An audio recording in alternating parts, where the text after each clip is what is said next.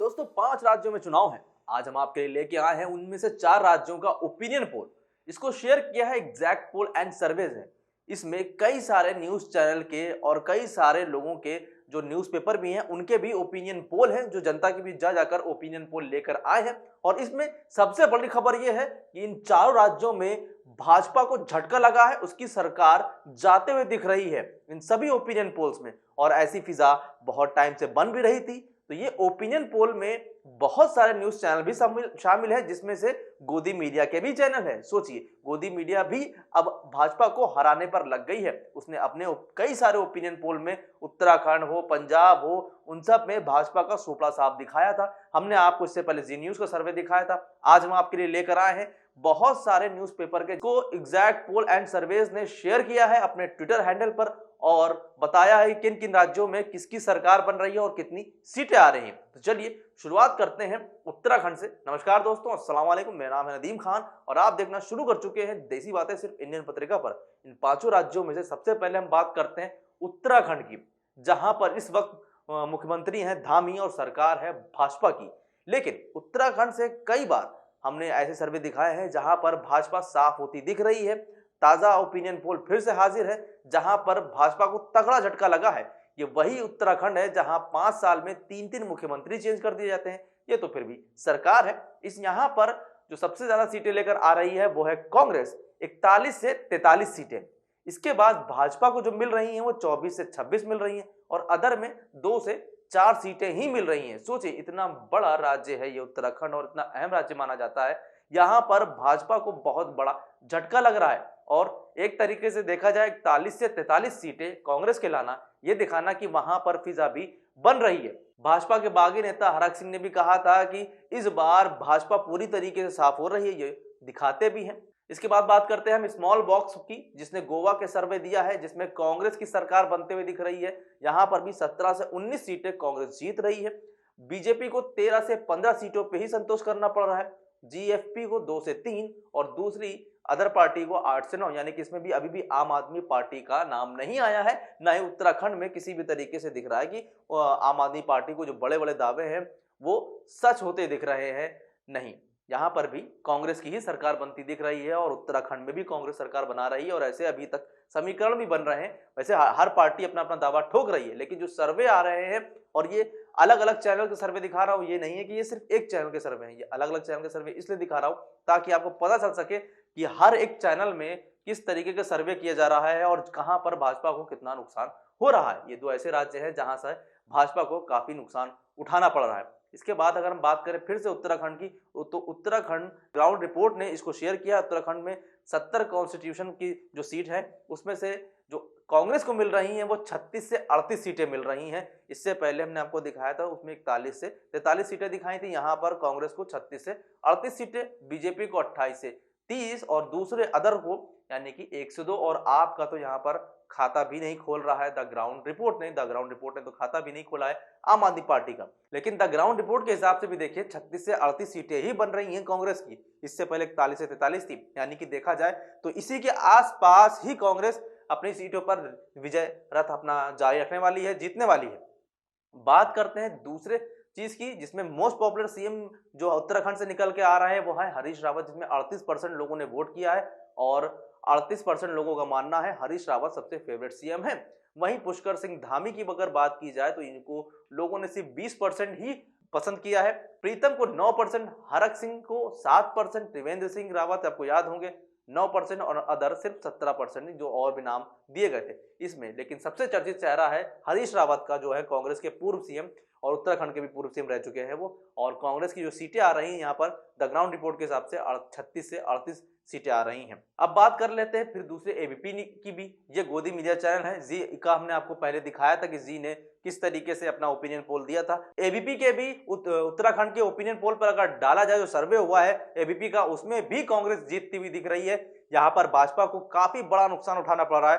भाजपा का जो vote percentage है वो सिर्फ 37.8% है और कांग्रेस को 41.6% मिल रहा है वोट, यानी कि 40 से 42 सीटों के आसपास फिर से कांग्रेस काबिज होती दिख रही है और आम आदमी पार्टी को सिर्फ 10% वोट ही मिला है और अदर्स को भी 10% वोट मिला है, यानी कि आम आदमी पार्टी अभी भी उत्तराखंड में विजय रथ नहीं सवार हो सकती, उस पर विजय रथ अभी भी उत्तराखंड में अभी भी अगर किसी का जारी रहने वाला है तो वो है कांग्रेस का।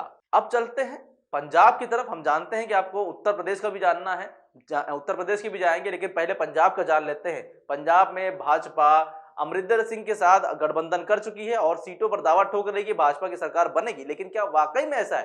तो हम आपको बता दें, यहां पर अकाली दल जो है 10 से 12 सीटें जीत रहा है। जी हां, सत्ता बाजार ने यह प्रेडिक्शन किया है। सत्ता बाजार के सर्वे में अकाली दल को 10 से 12 सीटें मिल रही, वहीं कांग्रेस को 75 से 83 सीट, यानी कि बहुत बड़ी जीत कांग्रेस को फिर से एक बार पंजाब में मिलती दिख रही है और ये सत्ता बाजार का सर्वे है। यहां पर आम आदमी पार्टी को 25 से 32 सीटें मिल रही हैं और भाजपा को तो सुपड़ा ही साफ दिख रहा है, यानी कि अमरिंदर सिंह, जो कैप्टन अमरिंदर सिंह है, उनका भी जादू नहीं चल पाया है। सिर्फ 1 से 2 सीटें ही मिल पा रही हैं, संतुष्ट होना पड़ रहा है भाजपा को। और हम सब जानते हैं कि किस तरीके की नाराजगी है पंजाब में, तो ये जो ओपिनियन पोल है ये सही भी हो सकते हैं 100%, क्योंकि जिस तरीके की फिजा बनी है, जिस तरीके से चन्नी का भी एक नया आया है रुझान, जिस तरीके से, उस तरीके से लग रहा है कि पंजाब वापस कांग्रेस के हाथों में ही जाने वाला है। दूसरी अगर बात की जाए तो यहाँ पर टाइम्स नाउ ने भी 44 से 47% जो है कांग्रेस को दिया है। आम आदमी पार्टी की सरकार यहाँ पर ये बना रहे हैं 56 से 59%, 40% वोट दिया है। श्रोमणी अकाली दल को 10 से 3 सीटें मिल रही हैं और इसको वोट परसेंट है 17%, और अदर को यानी कि भाजपा वगैरह को सिर्फ 13% ही मिल रहा है। तो सबसे बड़ी बात यह है कि 1 से 5 सीटें पर यहाँ पर, यानी कि गोदी मीडिया जो टाइम्स नाउ है, जिन्होंने अपनी हरी झंडी दिखाई थी चुनावी रैली में, मुख्यमंत्री योगी आदित्यनाथ से उद्घाटन करवाया था, वो भी भाजपा का सुपड़ा साफ कर रही है। सोचिए किस कदर अब दिक्कतों का सामना करना पड़ रहा है। 3 राज्यों की मैं आपको बता चुका हूं, पंजाब, उत्तराखंड और गोवा। यहां पर पूरी तरीके से भाजपा साफ है, कहीं से भी अब वापस आने वाली नहीं है। यहां पर भी कांग्रेस को अगर 44 से 47% सीटें मिल रही हैं, 47 सीटें मिल रही है, तो उसका मतलब वो जो सर्वे था 70-75 के आसपास, तो कांग्रेस सरकार बना सकती है। अगर टाइम्स नाउ की मान लें तो 44 से 47 सीटें आ रही हैं और अगर 10 से 13 वो श्रोमणी अकाली दल से हाथ मिला लेता है तो वो सरकार बनाने में कामयाब हो जाएगा। लेकिन यहां पर फिलहाल टाइम्स नाउ ने आम आदमी पार्टी को जिता दिया है। अब बात कर लेते हैं हम यूपी की। यूपी का जो ओपिनियन पोल है वो डीबी लाइव ने शेयर किया है। डीबी लाइव के बहुत सारे ओपिनियन पोल पहले भी सच होते आए हैं, इससे पहले भी उसने कई सारे, चाहे अगर हम बात कर ले राजस्थान को लेकर, मध्य प्रदेश को लेकर और भी राज्यों को लेकर, जब डीबी लाइव ने अपने ओपिनियन पोल किए थे तो बहुत सटीक बैठे थे।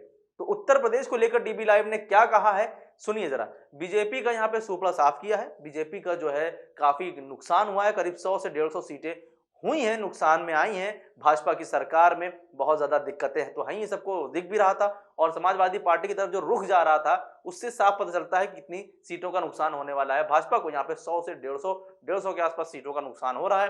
भाजपा 151 से 159 सीटें जीत कर सिमट जाएगी, मगर समाजवादी पार्टी यहाँ पर जीतती दिख रही है और सरकार बनाती हुई दिख रही है। 208 से 218 सीटें समाजवादी पार्टी लाने वाली है, वहीं कांग्रेस 10 से 18 सीटें, अनुमान भी था कि 25 से 30 सीटें आ सकती हैं कांग्रेस की, तो 10 से 18 सीटें जो है कांग्रेस को दी गई हैं। बीएसपी को दिया गया है 11 से 19 और दूसरी जो पार्टियां हैं उनको सिर्फ 5 से 13 सीटें ही मिल पाई हैं, यानी कि यहां से भी भाजपा का सोपड़ा साफ हो रहा है। और जिस तरीके के अभी तक समीकरण बने हैं उसको देखा जाए तो कहीं ना कहीं जिस तरीके का रुझान है, जिस तरीके का गुस्सा है भाजपा को लेकर आम जनता में, और जहां जहां पर जाते हैं भाजपा के विधायक वहां पर खदेड़ा हो जाता है, तो ये भी एक बड़ी वजह है कि जो ओपिनियन पोल हैं वो काफी कुछ सच दिखा रहे हैं। और इसी को लेकर दूसरा प्रेडिक्शन मैं आपको बता दूं जो सत्ता बाजार ने दिया है। सत्ता बाजार ने भारतीय जनता पार्टी को 175 सीटें दी हैं, वहीं पर समाजवादी पार्टी ने 190 सीटें दी हैं और कांग्रेस को 22 सीटें दी हैं, बीएसपी को 10 सीटें दी हैं।